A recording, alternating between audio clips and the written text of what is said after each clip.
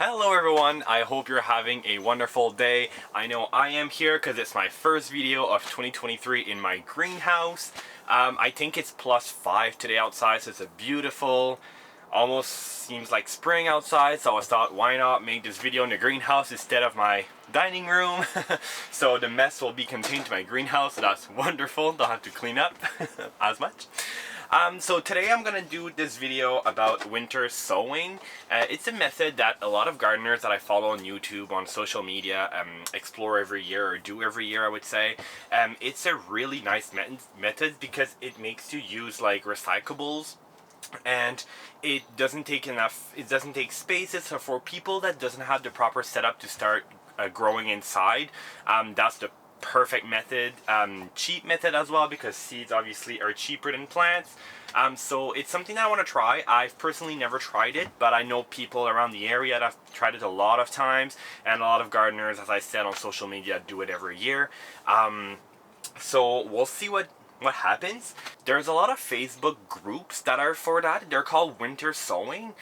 If you just search on Facebook, you'll find a lot of local even group. There's one for New Brunswick, I know.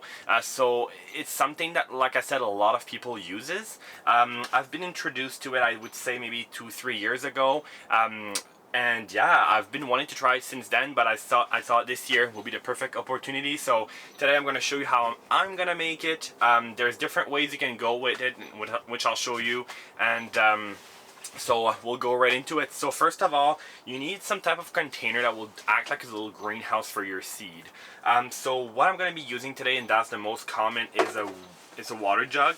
What you're gonna do with the water jug, you're gonna first start by making 4 holes in the bottom. So I'm gonna show you a little later how I'm gonna do those with an X-Acto knife. So you make 4 holes in the bottom, and then you'll cut the container, like you said, around. You'll start like right after the handle here, and you'll go all around, and you're gonna stop, leaving a little gap right here. You're gonna leave a little gap just because you want it to hinge a bit. So what you'll do, you'll put the soil in the bottom here with the seed. You're gonna close it up, tape it up with duct tape, and you're gonna remove the cap. You're gonna put that in the snow. You can even do that in January, February, doesn't matter. You're gonna leave that outside. That's gonna act as a block of ice. It's gonna freeze, that's totally fine. But what will happen is that the seed will come out of the ground when they're ready to grow, like a natural habitat. So like outside, for example, like poppies, when the seed fell on the ground, that seed will stay in the ground the entire winter, and then when it's ready, when spring is there, it's gonna come out of the ground. Even if your plants start to grow and you know it's gonna snow or it's gonna have a huge freeze, it doesn't matter. It's a perennial, and they're gonna still go for it. So that's what I'm gonna be using. But you can use any type of container. So what I did is I looked around the house, see if I had any different container, just to show you other one as well. I found a great container which already had holes in the bottom, and on top I just slit like an opening, and then there was already holes, so that's gonna be perfect. So you can use something like that. This is something that came from Costco that had like dessert, I think, in it, like some type of little dessert. Same thing, make holes in the bottom, you make little holes on the top, you should be fine. Even a salad little thing container, same thing, you put holes in the top, holes on the bottom, and you'll be fine, as long as it acts like a little greenhouse and you can, like, the sun can go through it, obviously. So yeah, this seed that I'm gonna be putting on today, we have different type, and I'm gonna talk about every single little bit about every single varieties here. So the first one, I really wanted to do poppies this year because I don't have any in my garden and I've always loved them.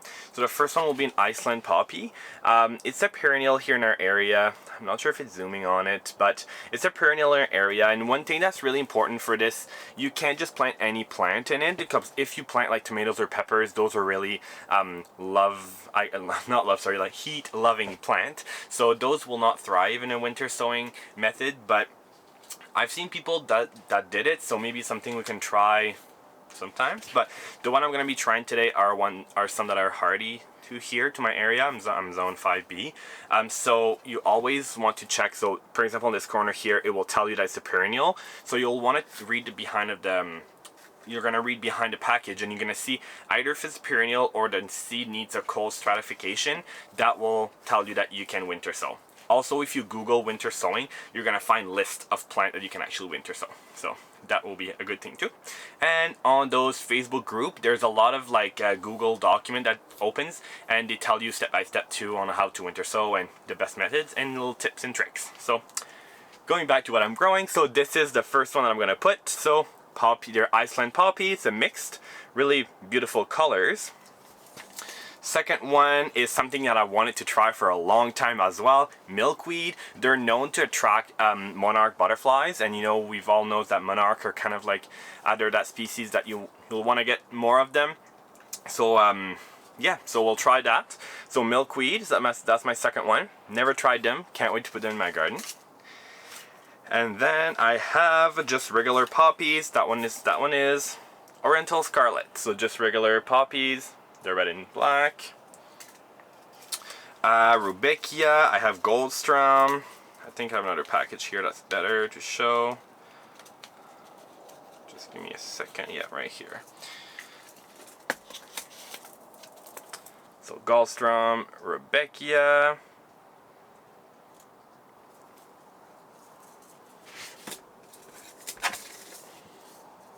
See, they're all falling.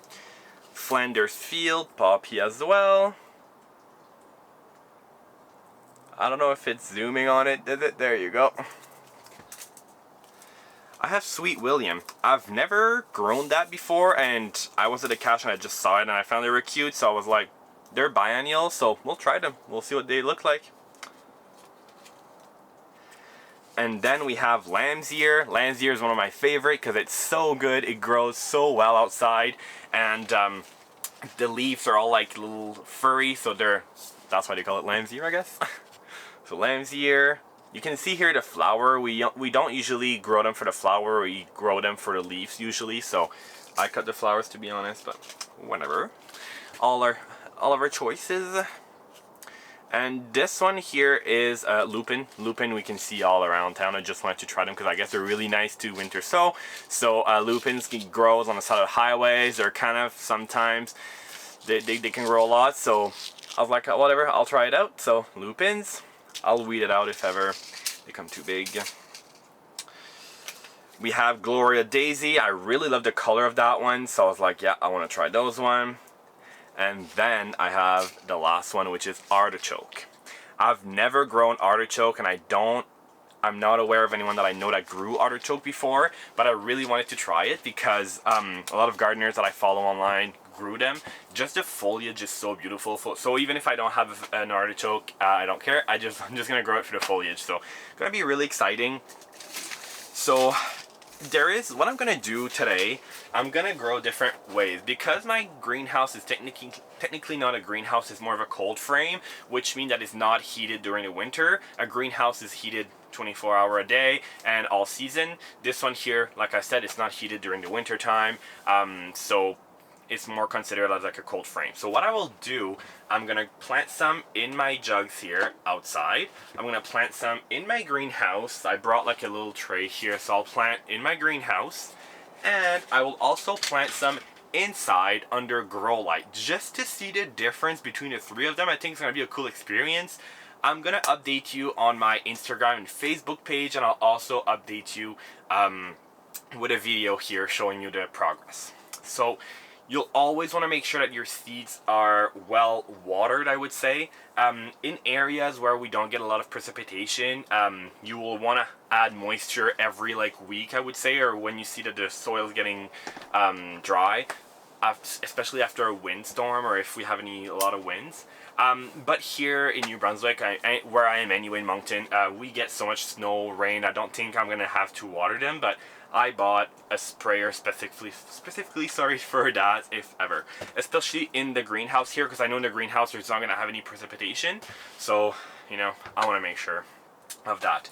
And yes, I am in, well, a long sleeve shirt, I guess, in the greenhouse. It, like I said earlier, is +5 or +6 outside.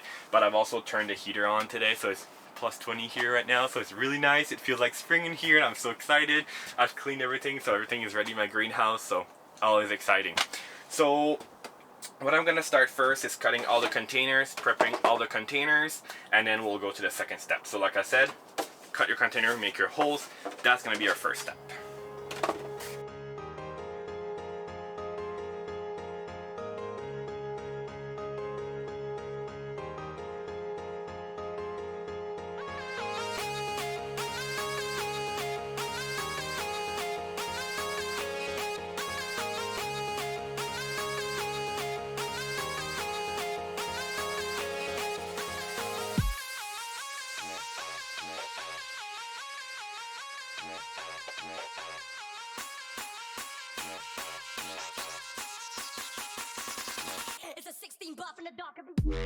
Alright, so all of my containers are cut, so sorry on the clip. I think the first couple when I was like cutting by myself, like towards myself I should say. I was like, oof, thank God. I hope my mom's not seeing this because she's gonna say, be careful when cutting those things. So yeah. Don't replicate this at home. You should be safe, wearing safety glasses, you know, to hit the whole thing. So yeah, so everything is cut, like I said, make the holes, cut the slit, and then remove the top. So that's what I did. With this here, I made a little gap so that way the water can still go through. So pretty much what I did. The next step, I said would be the most important one, is to write your label. So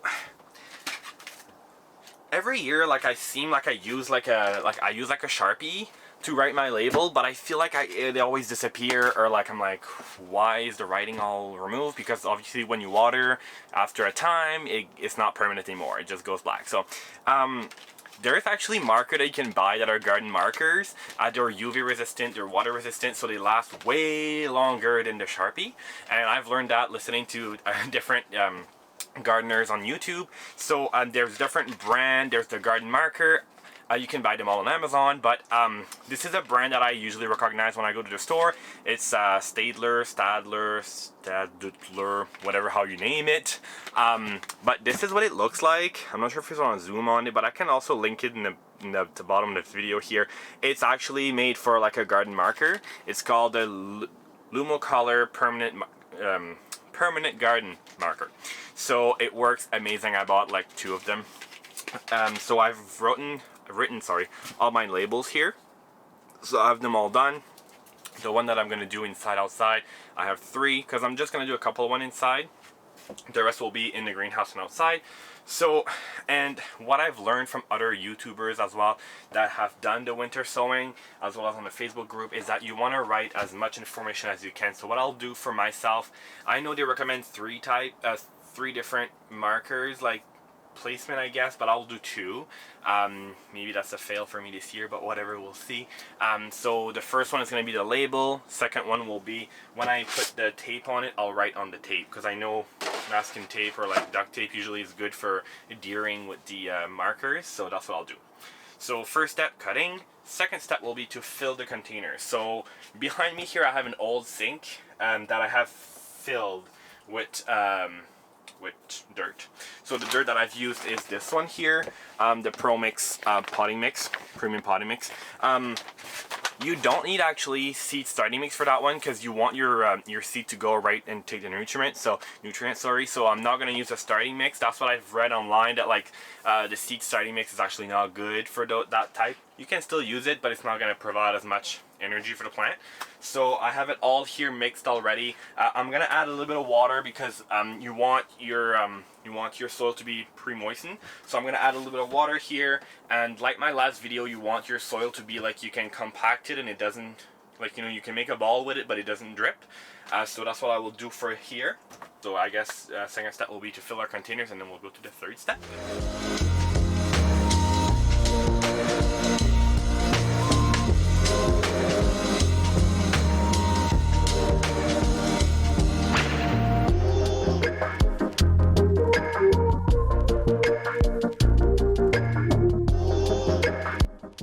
Alright, so I'm all done putting the soil here in my jar. So I have those for the outside, I have those for inside the house, and then I have these ones for the greenhouse.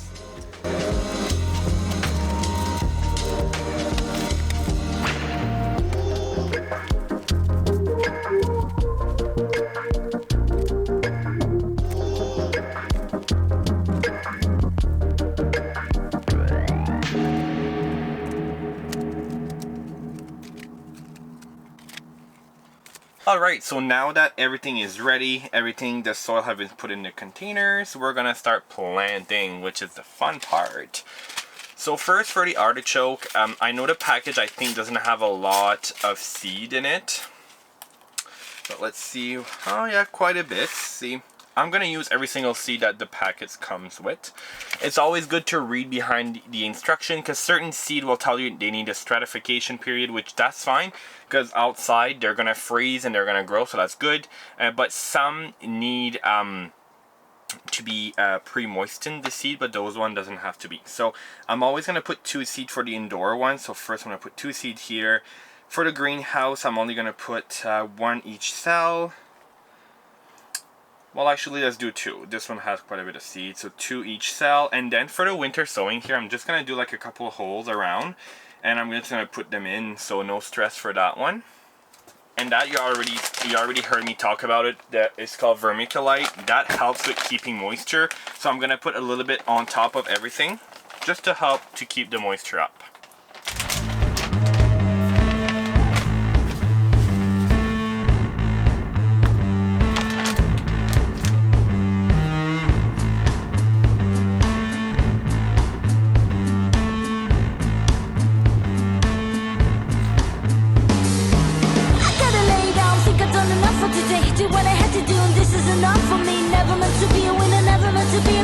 But this is how it was satisfaction. Chip thrills, chip tricks. Woo! It seems like the way to live. Who said I should be a big shot? Who said I should take it tick-tock? I gotta rest. I'm feeling so good. In me I know it, but I'm misunderstood. Feeling like that, well, they say it's a lie. But I gotta tell ya, gotta live and let die.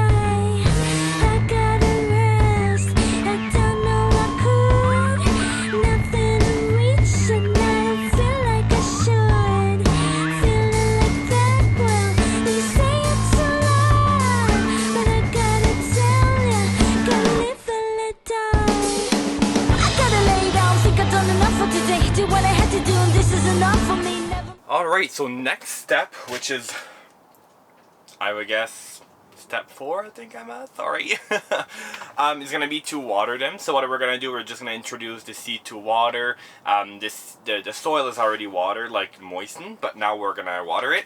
Best way to water the plant is it with a mister. You know, there's those big one, or you can just buy a regular misting bottle. That's totally fine. It's not going to dislodge the seeds, so the seeds are going to stay where they are, just a fine mist. So what we're going to do now is just, sorry, that's noisy. We're just going to water those before the 5th step or whatever step I'm at. So next step is to moisten or mist the plants.